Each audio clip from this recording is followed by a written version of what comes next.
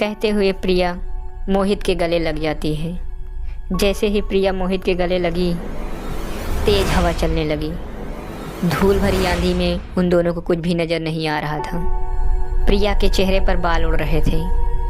जैसे तैसे दोनों रिसेप्शन पे पहुंचे। हवा के कारण प्रिया का पूरा बाल बिखर चुका था। प्रिया अपने बालों को कुछ इस तरह से ठीक कर रही थी कि किसी को उसका चेहरा नजर नहीं आया।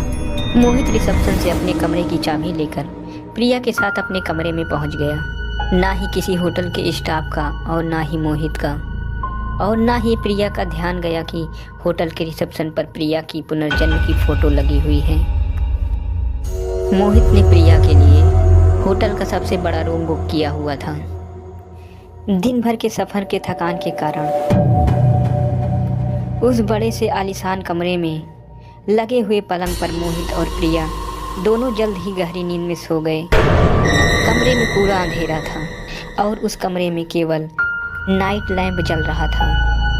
प्रिया के अस्त व्यस्त कपड़ों के ऊपर से होता हुआ एक काला हाथ उसके होठों तक पहुंच गया। उसके होठों और गालों को सहलाने लगा।